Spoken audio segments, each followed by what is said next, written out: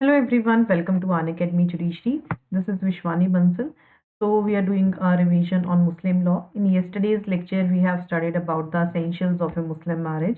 Essentials क्या होते हैं एक मुस्लिम मैरिज के, ये हमने पढ़ा था. प्रपोजल एंड एक्सेप्टेंस होनी चाहिए, कॉम्पिटेंट पार्टीज होनी चाहिए, and there should be no legal disability. So legal disability के under we have seen 4 incapacities, that is absolute incapacity, relative incapacity, prohibitory and directory.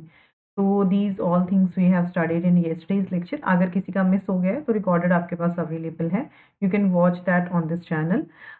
So in today's video I am going to discuss kind of marriages according to validity. Kind of marriages कितने kind की हैं validity के according, and we are going to study muta marriage concept. So these things we'll study in today's lecture. So let's start with the kinds of marriages according to validity.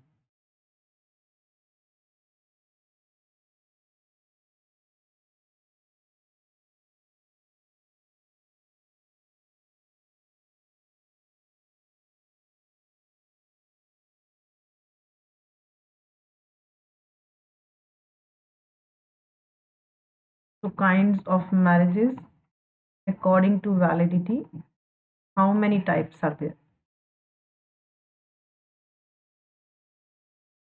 So on the basis of the validity, a marriage may be of 3 kinds under the Sunni law. Sunni law में जो है marriage 3 तरह की हो सकती है. कौन कौन सी? दैट इज वैलिड, जिसको कि सही कहा जाता है. Second one is that is void, that is known as बातिल. And the third one is that is irregular or invalid marriage, that is fasid. So these are the 3 kinds of marriages according to validity. So कौन सी हैं? First one is that is valid, second is void, third one is irregular or invalid marriage. So we'll discuss these one by one in detail. So first one कौन सी है? That is the valid marriage.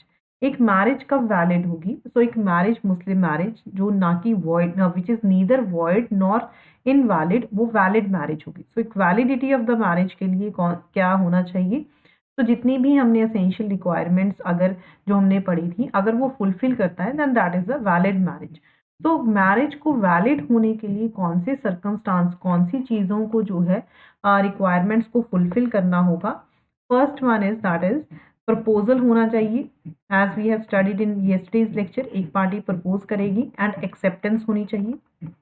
जो parties का consent है वो totally free होना चाहिए. Proposal and acceptance जो है वो एक ही मीटिंग पे होनी चाहिए. पार्टीज जो हैं वो सेन एंड एडल्ट होनी चाहिए, सेन होनी चाहिए, एंड पुबर्टी की एज अटेन की होनी चाहिए. So these are the essential requirements for a valid marriage. Last one is कोई भी लीगल डिसेबिलिटी नहीं होनी चाहिए. There should be no legal disability. That is whether चाहे वो एब्सोल्यूट है on the ground of consanguinity, affinity, fosterage, polyandry या temporary. So ऐसी कोई भी इम्पेडिमेंट टू मैरिज नहीं होनी चाहिए. That is relative, prohibitory, directory, that we have studied in yesterday's lecture. So for the validity of the Muslim marriage, the essential requirements of the Muslim marriage must be fulfilled. Second is that is void or batil marriage. तो marriage जिसके कोई भी legal results नहीं होते हैं, उस marriage को हम वॉइड मैरिज कहते हैं. तो कोई भी मैरिज जो कॉन्ट्रैक्ट की जाती है बाय पार्टीज जो सफ़र कर रही हैं एब्सोल्यूट इनकैपेसिटी से, दैट इज कंसेंग्युइनिटी से. अगर किसी मुस्लिम ने ब्लड रिलेशनशिप में शादी कर ली, so we know that that is void. Affinity में ठीक है, क्लोजली रिलेटेड इतने हैं कि वो शादी नहीं कर सकता है. फॉस्टर एज से, सो that is a void marriage. तो अगर कोई भी एब्सोल्यूट इनकैपेसिटी में मैरिज करता है, that is prohibition on the grounds of consanguinity, affinity और fosterage, that is a void marriage. Similarly अगर कोई किसी वुमेन से शादी करता है who is a wife of another, या रीमैरिज करता है डाइवोर्स्ड वाइफ के साथ, when the legal bar still exist, then that is a void marriage. तो वॉइड मैरिज का कोई भी लीगल इफेक्ट नहीं होता है. एंड अगर कोई भी इश्यूज रेज होते हैं, अगर कोई भी इश्यूज रेज होते हैं, चिल्ड्रन बॉर्न आउट होते हैं ऐसी मैरिजेस से, that are illegitimate in nature. तो under Shia's law there are certain marriages that are void. Shias में कुछ मैरिजेस को वॉइड कहा गया है। सो अंडर शिया लॉ कौन कौन सी मैरिजेस जो हैं वो वॉइड में आएंगी। First one is marriage in violation of absolute incapacity. तो अगर कोई भी वायलेशन करता है एब्सोल्यूट इनकैपेसिटी की, that is a void marriage. Second one is marriage with the wife of another person. Marriage किसी ऐसे पर्सन से जो वाइफ है किसकी, किसी और पर्सन की, whose marriage is still subsisting, जिसकी मैरिज स्टिल जो है सबसिस्ट कर रही है, then that is a void marriage under the Shia। Third one is that is marriage prohibited by reason of unlawful conjunction. ये हमने रिलेटिव में इनकैपेसिटी में मैंने आपको पढ़ाया था कि कोई भी मुस्लिम जो है दो सिस्टर्स से शादी नहीं कर सकता है। So marriage prohibited by reason of unlawful conjunction. Sunnis का तो ये मानना है कि ये मैरिज इर्रेगुलर होगी, बट शियाज का ये कहना है कि ये मैरिज अगर कोई ऐसे करता है तो that is a void marriage. Fourth one is that is marrying with the fifth wife.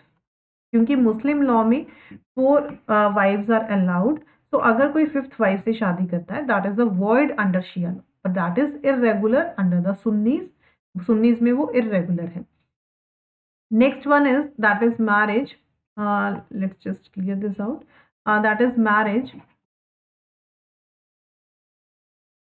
During pilgrimage. Marriage with any non Muslim, अगर कोई शियाज में किसी नॉन मुस्लिम से शादी करता है देन दैट इज वॉइड।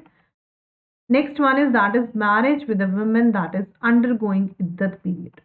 अगर कोई वुमेन इद्दत पीरियड को ऑब्जर्व कर रही है तो शियाज में ऐसी शादी क्या होगी, वॉइड होगी, whereas that is irregular under the Sunni law. So Sunnis and Shias का पॉइंट ऑफ डिफरेंस है रिगार्डिंग दीज ऑल थिंग्स। तो this is regarding the Shias. तो कल हमने इद्दत पीरियड जो है वो मैंने आपको पढ़ा दिया था। व्हाट इज इद्दत? इद्दत is the period during which a woman can not remarry when the marriage is dissolved by death or divorce up to some time, that is the period of iddat। अगर कोई इद्दत period, when the woman is observing iddat period, if anyone marries such women under Shias that is a void marriage, but under Sunnis that is the irregular marriage। Now the third one is that is irregular or invalid marriage। Irregular या invalid marriage क्या होती है, जिसको हम फसीद marriage भी कहते हैं।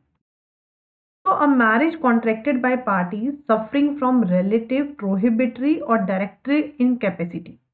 तो अगर कोई भी मैरिज कॉन्ट्रैक्ट की जाती है, पार्टीज कॉन्ट्रैक्ट करती हैं by parties suffering from, that are suffering from the relative incapacity, prohibitory incapacity और डायरेक्टरी इनकैपेसिटी। जिन स्टूडेंट्स को ये नहीं पता है, just watch yesterday's lecture, we have discussed this in detail. So marriage contracted by the parties suffering from relative incapacity, prohibitory incapacity और directory incapacity, तो ऐसी marriages क्या होंगी, that are irregular। वो irregular होंगी according to jurist that is Bailey and Amir Ali।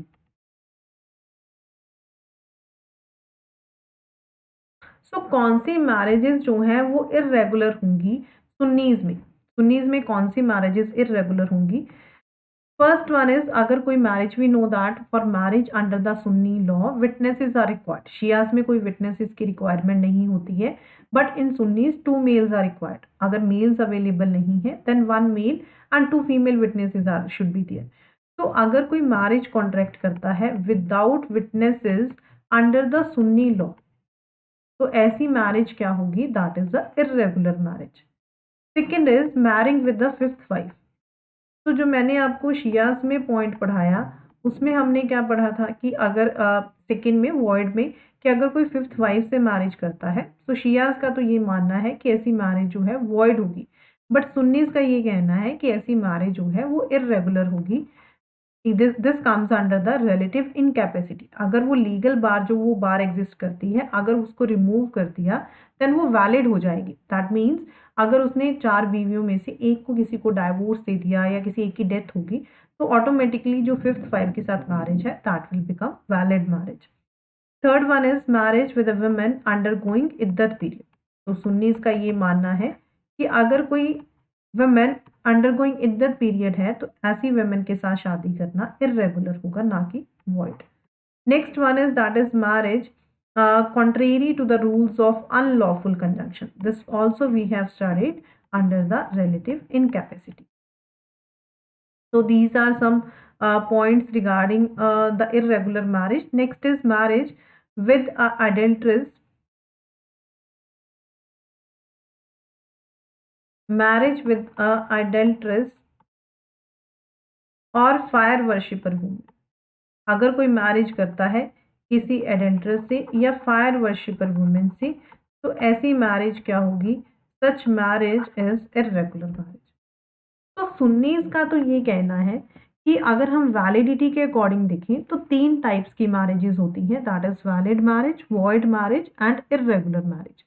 But Shias का ये मानना है कि मैरिज जो है वो या तो वैलिड होती है या वॉइड होती है। So there is no concept of irregular marriage under the Shia law. So there is nothing like invalid marriage under the Shia law. Hence marriages that are not valid, जो marriages valid नहीं होती according to them, they are void marriages.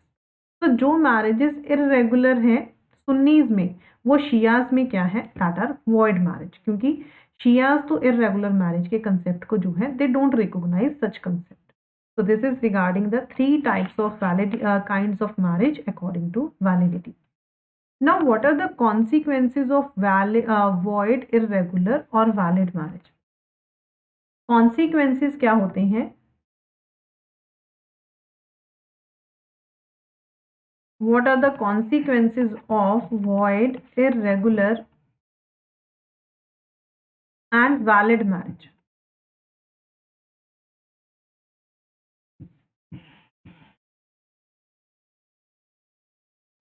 तो अगर कोई void marriage है, void marriage का कोई भी legal effect नहीं होता है. This marriage has no legal effect either before or after consummation. So this has no legal effect either before or after consummation. It does not create any rights or obligations between the parties. ये कोई भी rights and obligations create नहीं करता है parties के बीच में. The wife is not entitled to maintenance. Wife को कोई भी maintenance नहीं मिलेगी. One cannot inherit from the other, but the woman is entitled to dower if the void marriage has been consummated. But women को जो है डावर मिलेगा अगर मैरिज जो है वो कॉन्ज्यूमेट हो जाती है। तो व्हाट आर वॉइड मैरिज के कॉन्सिक्वेंसेस हम देख लेते हैं। This is no legal effect either before और after the consummation, does not create any rights and obligations, ये कोई भी राइट्स या ऑब्लिगेशंस क्रिएट नहीं करता है पार्टीज के बीच में। Third one is wife is not entitled to maintenance, he is not entitled to maintenance. One cannot inherit from the other, and they have no right of inheritance from the other, but the woman is entitled to dower.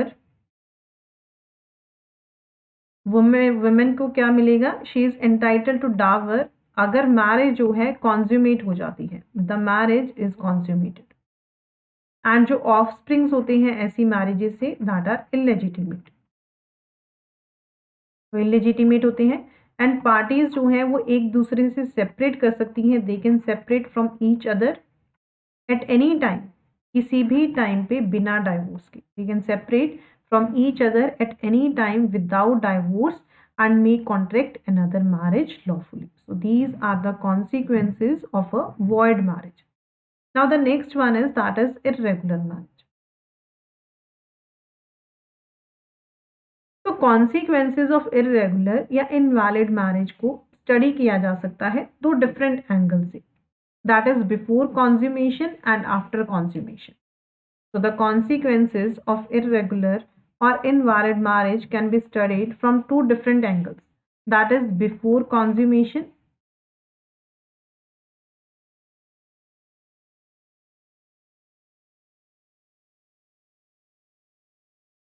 and after consummation. So first one is that is before consummation. पहले हम before consummation का देख लेते हैं क्या effect होगा। तो like अ void marriage, इसका कोई भी लीगल इफेक्ट नहीं होता है। If the marriage is not consummated the wife is not entitled to dower. अगर मैरिज कॉन्ज्यूमेट नहीं हुई है then she is not entitled to dower. So like a void marriage before consummation, irregular marriage has no legal effect. She is not entitled to dower. Spouses जो हैं वो एक दूसरे से सेपरेट कर सकते हैं बिना डाइवोर्स के, ठीक है, ना ही डाइवोर्स की, neither divorce nor the intervention of the court is necessary, and wife is not bound to observe iddat period before consummation in case of irregular marriage. He is not bound to observe the period of iddat. Now the second one is that is after consummation क्या legal effects होंगे। तो wife को एक तो इद्दत period को observe करना होगा, but जो इद्दत पीरियड है डेथ के केस में अगर हम जनरली देखें इद्दत ऑफ विडोहुड वो 4 महीने 10 दिन का होता है एंड डाइवोर्स का 3 ल्यूनर मंथ्स का। But in this in irregular marriage the duration of इद्दत जो डाइवोर्स एंड डेथ दोनों के केस में जो है वो 3 कोर्सेज होगा। That is not different, that is 3 courses only. And the women she is entitled to get specified और प्रॉपर डावर, उसको स्पेसिफाइड या प्रॉपर डावर मिलेगा whichever is less.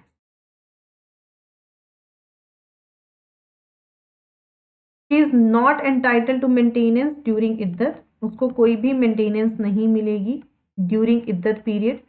She is not entitled to maintenance during इद्दत। The parties must be separated by the court, parties को अगर separation होनी है after कॉन्ज्यूमेशन वो कोर्ट से सेपरेशन लेनी होगी। एंड चिल्ड्रन जो बॉर्न आउट होते हैं ऐसी मैरिजेस से दैट आर लेजिटिमेट चिल्ड्रन, ऐसी मैरिजेस से जो भी चिल्ड्रन बॉर्न आउट होंगे that are the legitimate children. तो let's just see once again. So before consummation like a void marriage irregular marriage का कोई लीगल इफेक्ट नहीं होगा। अगर मैरिज कॉन्ज्यूमेट नहीं होती है तो wife is not entitled to dower and in fact उसको इद्दत पीरियड को भी ऑब्जर्व करने की जरूरत नहीं है। But after the consummation of marriage उसको इद्दत पीरियड ऑब्जर्व करना होगा। बट जो इद्दत पीरियड है वो दोनों केसेस में, चाहे वो डाइवोर्स का केस है चाहे वो डेथ का केस है, सो दैट इज 3 कोर्सेज, वो 3 कोर्सेज ही है। In case of specify she is entitled to specified और प्रॉपर डावर, उसको स्पेसिफिक या प्रॉपर डावर मिलेगा, दोनों में से जो भी लेस है। She is not entitled to maintenance during the इद्दत पीरियड, बट जो चिल्ड्रन बॉर्न आउट होंगे ऐसी मैरिज से दैट आर लेजिटिमेट चिल्ड्रन, ऐसी मैरिजेस से जो भी चिल्ड्रन बॉर्न आउट होंगे that children are legitimate in nature. So these are the consequences of irregular marriage. Now valid marriage. So we have seen कि consequences क्या होंगे एक void marriage के, एक irregular marriage के। Now valid marriage के consequences क्या होंगे? So a marriage contract which is valid creates certain rights and duties between the wife and the husband. कोई भी मैरिज कॉन्ट्रैक्ट जो वैलिड है वो क्रिएट करता है एक कुछ rights and duties husband and wife के बीच में। तो rights and duties of husband and wife under a valid marriage, ठीक है, तो उसको हम किन चीज़ों में डिवाइड कर सकते हैं, दैट इज उनकी म्यूचुअल राइट्स एंड ऑब्लिगेशंस क्या है।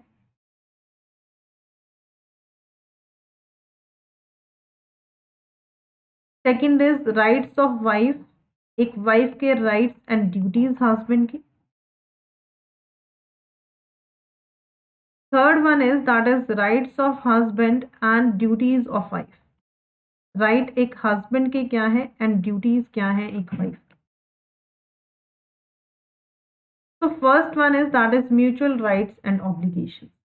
तो एक वैलिड मैरिज जो है that contract valid marriage contract legalise the sexual intercourse and the children born out of such marriages are legitimate in nature.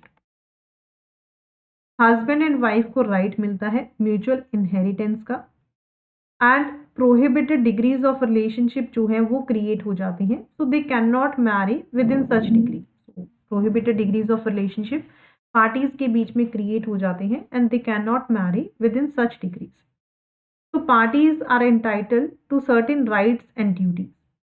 That is parties एक दूसरे से इनहेरिट कर सकती हैं। Sexual intercourse is legalised.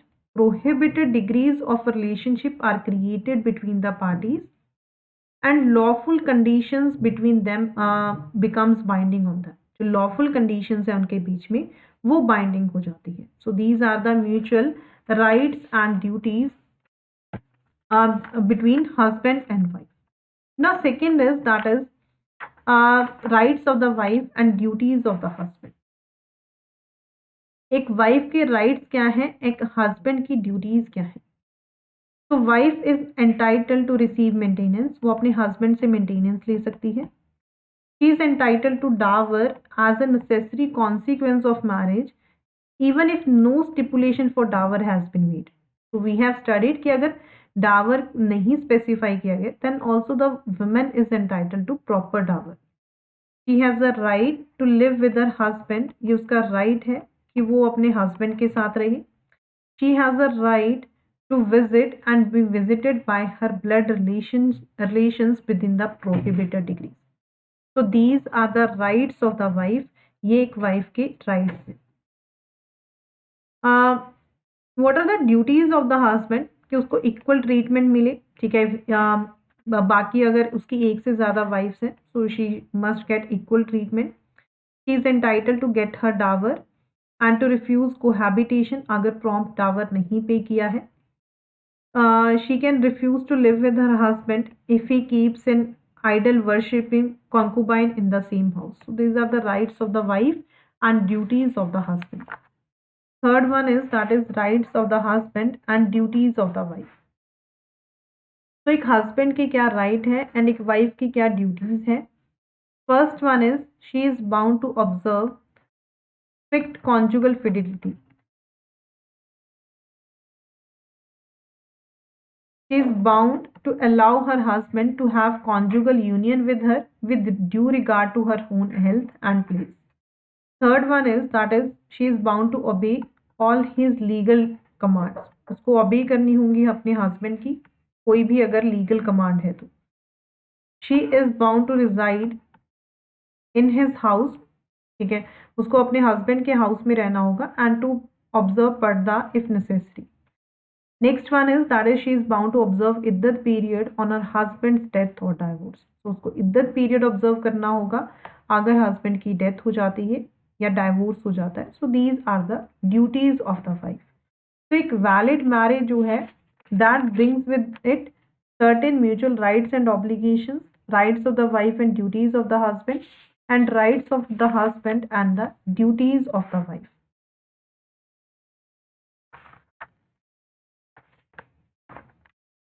Now the next concept that we are going to discuss is that is of muta marriage.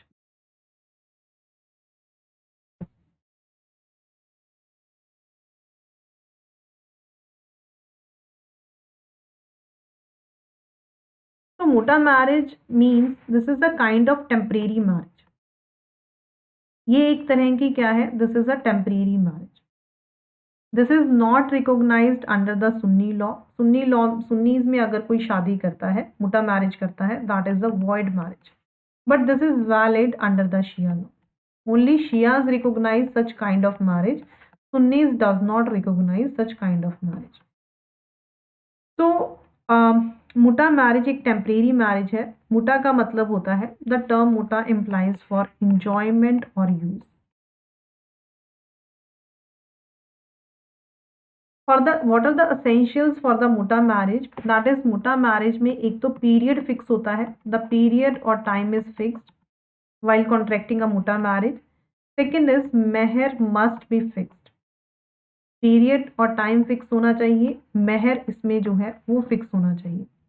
अब ये period कितना हो सकता है that is not specified, that can be a day, a month, a year और term of years. ठीक है, एक दिन भी हो सकता है, 1 मंथ भी हो सकता है, that can be a year और द टर्म ऑफ ईयर्स। जो मेल शिया मुस्लिम है, जो मेल शिया मुस्लिम है वो कॉन्ट्रैक्ट कर सकता है मुटा मैरिज को, that is with a Muslim, Christian,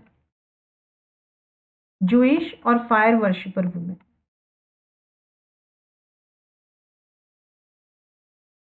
So a male Shia Muslim can contract muta marriage with a Muslim, Christian, Jewish or fire worshipper woman, but not with the follower of any other religion. But वो किसी और religion के follower के साथ मुटा marriage नहीं कर सकता है.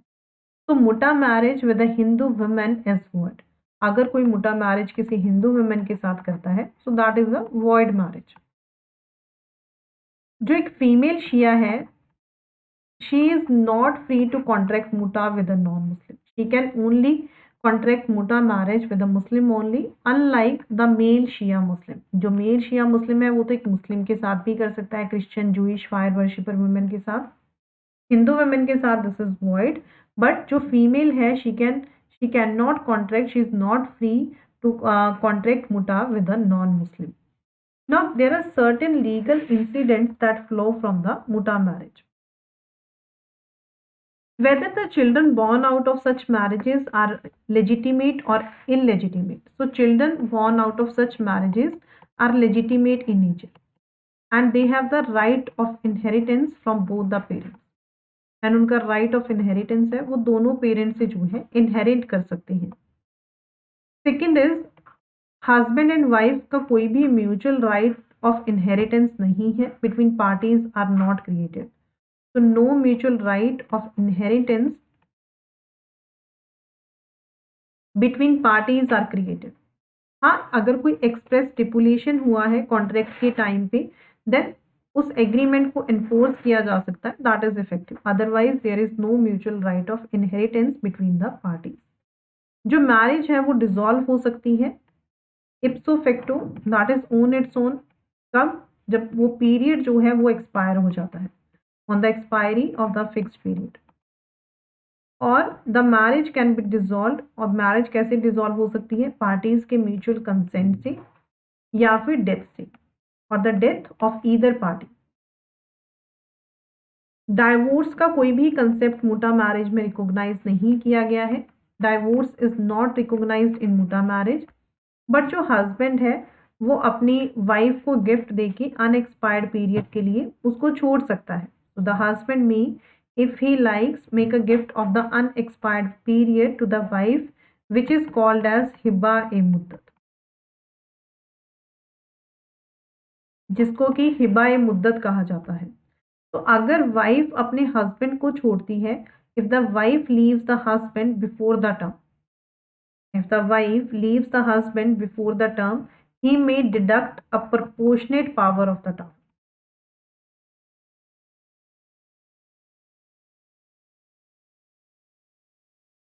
तो वो डिडक्ट कर सकता है एक प्रोपोर्शनेट पावर टावर का.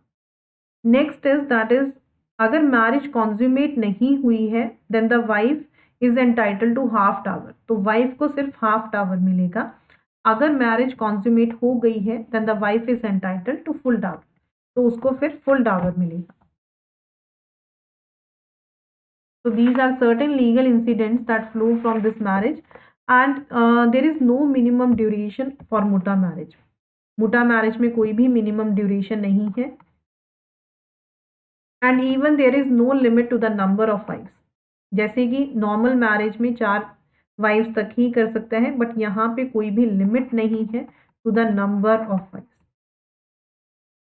And the husband is not bound to provide residence to the muta wife.